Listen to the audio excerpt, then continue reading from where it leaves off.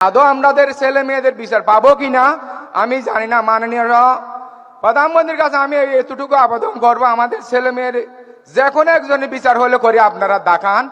আমার বাড়ি চট্টগ্রাম, কক্সবাজার, চকরিয়া, পেকুয়া। বাংলাদেশের স্বরাষ্ট্রমন্ত্রী মাননীয় সালাউদ্দিন আহমেদের বাড়ির পাশে আমার বাড়ি একদম কাছাকাছি। আমি সর্বপ্রথম একটা কথা বলবো, আমার কথা বাদ দিয়ে ওনারা সরকারটা পাইছে এখনো 5 মাস পূরণ হয় নাই। যেভাবে টানাটানি চিরাচিরি করতেছে ওনাদেরকে আমাদের দায়িত্ব হলো যে সহযোগিতা করা। আইনশৃঙ্খলা যেখানে অবনতি ঘটে, যেখানে সন্ত্রাসী কার্যকলাপ থাকে, আমাদেরকে নিজ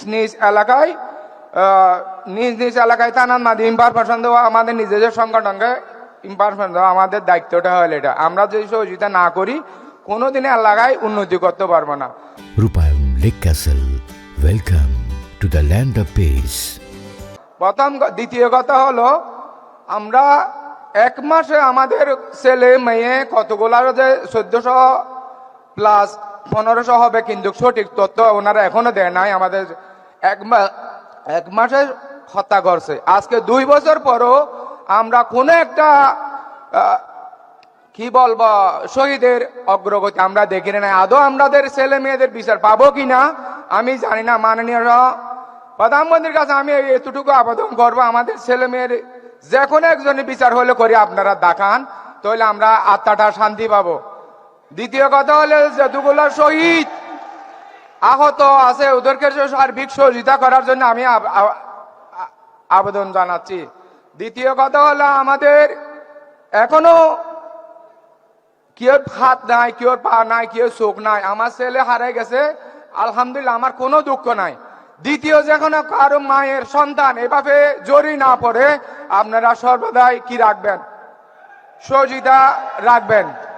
আর যারা আহত হয়েছে এদেরকে কেউ হাত নাই, পা নাই, যা কথা বললাম, আমি এবছর তো যাইতে পারি না। প্রথম বছর আমার সৌভাগ্য হয়েছিল, আমি পঙ্গু হাসপাতালে গেছিলাম। ওখানে যে আমি দেখছি আমার তার ছেলেটা হারে গেছে, আমি আলহামদুলিল্লাহ আমি এক ভাগ্যবান। কেন আজকে 2 বছর ধরে হয়তো ওরা না দুনিয়ার আলো দেখে নাই, সুস্থ হাঁটতে পারে নাই। তো আমি ভাগ্যবান। আমি এই জন্য বলতেছি, আমার ছেলে তো দুনিয়াতে চলে গেছে, আমার কোনো কষ্ট নাই। যার ভাই কষ্টতে আছে, এখন হাত পা নাই, ওদের জন্য কি কষ্ট আছে ওনারা বুঝবো, আমরা কেউ বুঝবো না কষ্টটা। তো ওনাদের জন্য দোয়া করবেন, আমরা সকল শহীদদের জন্য আপনারা দোয়া করবেন। আর আহত যারা আছে ওনাদেরকে একটু যারা যেভাবে পারে ওইভাবে সহযোগিতা করবেন, টাকা পয়সা দিতে পারেন, এমনি বিভাগ দিতে পারেন, যেভাবে ওনারাকে চলতে ফিরতে পারে মতো দোয়া করবেন। আসসালামু আলাইকুম।